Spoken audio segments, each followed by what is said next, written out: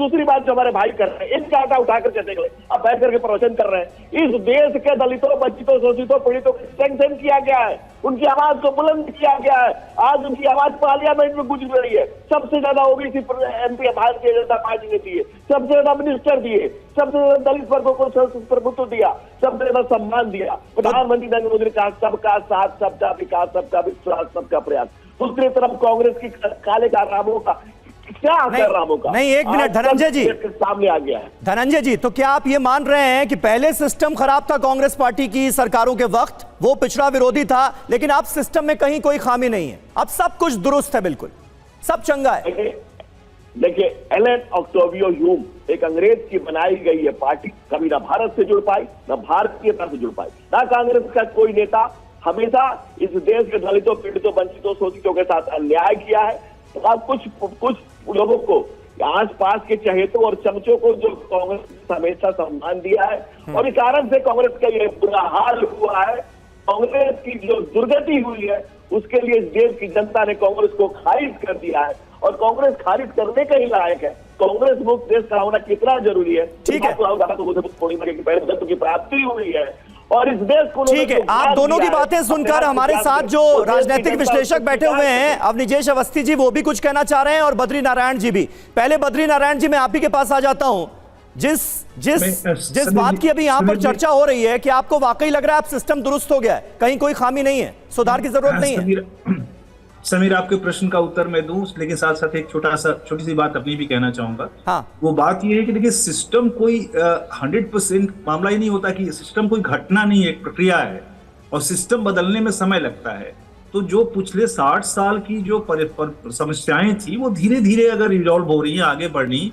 और मैं ये नहीं कह रहा हूँ कि 60 साल में सब कुछ गलत था, 60 साल में भी बहुत सारी चीजें हुई हैं, सारे एक्ट आए हैं, एट्रोसिटीज एक्ट आए, बहुत सारी चीजें आई, उससे दलितों को बहुत इंपावरमेंट मिला, सारा अगर उनका सोशल मूवमेंट बढ़ा उन एक्ट्स के सपोर्ट से ही बढ़ा। तो धीरे धीरे, और 10 साल में तो और भी गुणात्मक रूप से परिवर्तन आया है। तो सिस्टम धीरे धीरे चलता है। लेकिन मैं एक बात कहना चाहता हूँ समीर, ये बार बार पिछड़े और दलित को जोड़ा जाता है, ठीक नहीं है। क्योंकि देखिए, समाज में बहुत परिवर्तन हुआ है, पिछड़ों का एक पॉलिटिकल क्लास पैदा हुआ है, पिछड़ों का एक डोमिनेंट क्लास पैदा हुआ है, पिछड़ों का लैंडेड क्लास पैदा हुआ है। आपको पता है, आजादी के बाद अगर उत्तर प्रदेश में लैंड ट्रांसफरेंस का आप डेटा देखें तो सर्वाधिक जो लैंड ट्रांसफर हुआ है वो डोमिनेंट ओबीसी कम्युनिटी के लिए हुआ है, और ग्रास रूट पर दलित और ओबीसी के बीच में टकराहट बढ़ी है। दलित लैंडेड क्लास हुआ है तो दमन करने वाली समुदाय के रूप में बदला है। तो ये सारे जो सोशल ट्रांसफॉर्मेशन, पॉजिटिव और निगेटिव जो भी हो रहे हैं, उनको हमें रेगुलेट करने की जरूरत है। और बार बार पिछड़ा और दलित को जोड़ देने से एक बहुत रॉन्ग मैसेज जाता है। एक अलग अलग ढंग से इसकी व्याख्या होनी चाहिए। पिछड़ों में भी ऑप्रेस्ड हैं, दलित में भी ऑप्रेस्ड हैं, बट ऑपरेसर का नेचर बदलता जा रहा है समाज में, और ये कांग्रेस आज तक नहीं समझ पाई, या समझते हुए भी गलतियां कर रही है।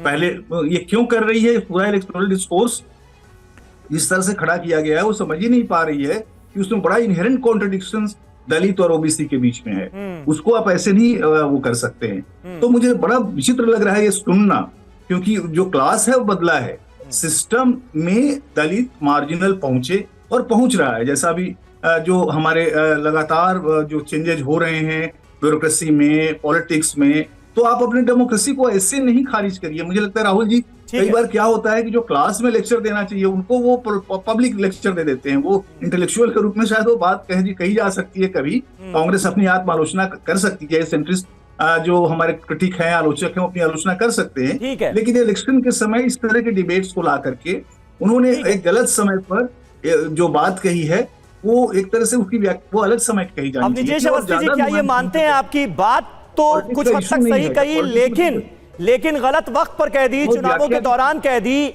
इंटेलेक्चुअल डिस्कशन में अगर ये डिस्कोर्स रखा जाता, आत्म आलोचना की जाती, तो शायद वो लगता कि हाँ, इससे कुछ निकलकर सामने आ सकता है। समीर जी, लेकिन ये गलत वक्त था, टाइमिंग को लेकर क्या? मतलब समीर जी, अगर मीडिया भी ये कहे कि ये गलत वक्त था, आप अपेक्षा रखते हैं ना कि जो घोषणा पत्र में कहा जाए वो पूरा हो? आप ये अपेक्षा रखते हैं कि हर राजनेता जो है वो सच बोले? अगर उसने सच बोला है तो कह रहे हैं कि गलत टाइम पे बोल दिया, जिस समय तो नहीं बोलना चाहिए, इससे तो नुकसान हो जाएगा, सेल्फ गोल कर लिया। ये क्या मतलब, ये परसेप्शन क्या है, ये नैरेटिव क्या है ये? अरे कहा है ना कि मेरे 3 पीढ़ियों ने गलत बात की है, और उसके बाद अगर ये विपक्ष उसकी कांग्रेस के विपक्षी दल अगर ये कहते हैं कि हाँ इन्होंने किया है तो ये सच हुआ ना, तो आप कहिए कि अब तक जो बीजेपी कह रही थी वो सच कह रही थी, पहली बात। दूसरी बात जो कहा कि सिंबॉलिक है, सिंबॉलिक नहीं था। रामनाथ कोविंद जी उसके पहले सांसद थे, गवर्नर थे, उसके बाद राष्ट्रपति बने। द्रौपदी मुर्मू भी पूरी तरह से राजनीति में थी, लेकिन जगजीवन राम जी भी राजनीति में थे, वो शीर्ष तक नहीं पहुंचे। अचानक सिंबोलिज्म में के तहत किसी एक व्यक्ति को ला करके नहीं बिठाया गया, पूरे सिस्टम के तहत वो ला करके शीर्ष स्थान तक बैठे हैं। लेकिन ना सीताराम केसरी बैठे, ना जगजीवन राम जी बैठे, या और कोई दलित या आदिवासी बैठा।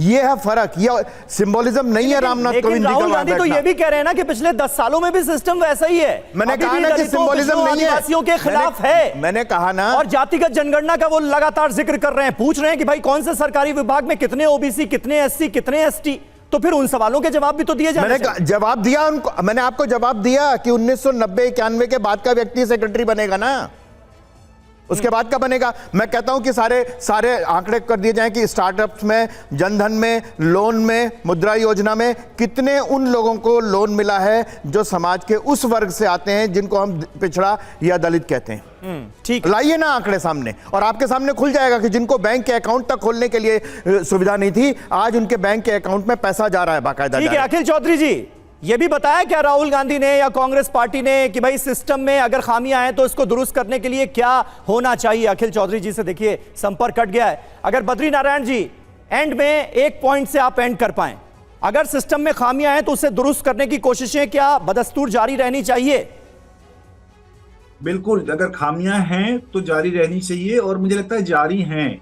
उसका सबसे बड़ा कारण है कि देखिए पॉलिटिकल क्लास में चेंज आ चुका है। हाँ। पॉलिटिकल क्लास में पिछड़े और दलित की भागीदारी लगातार बढ़ रही है। दूसरा, ब्यूरोक्रेसी में भी ये चेंज होना शुरू हो गया है, और वो पहले से चल रहा था। अब वो सही कह रहे थे कि अब उसको सेक्रेटरी तक पहुंचने में समय लगेगा, लेकिन धीरे धीरे वो चेंज हो रहा है। मूल चीजें जो अम्बेडकर जी कहते थे कि समाज का मन बदलना चाहिए, समाज में एक जो रिगार्ड, रिस्पेक्ट, डिग्निटी, वो वाला भाव पैदा होना चाहिए, और वो स्टेट नहीं कर सकती। समाज को खुद अपने को बदलना होगा, और उस दिशा में भी डेमोक्रेसी, मॉडर्निटी, इन सब के कारण परिवर्तन आ रहा है। तो मुझे लगता है बिल्कुल सही आपने कहा कि जिम्मेदारी सरकार की भी है और जिम्मेदारी समाज की भी है इस उत्थान की, जिसका लगातार हम जिक्र कर रहे हैं इन तमाम वर्गों के लिए। बहुत बहुत शुक्रिया आप सभी का हमारे साथ इस बातचीत में, इस चर्चा में जुड़ने के लिए।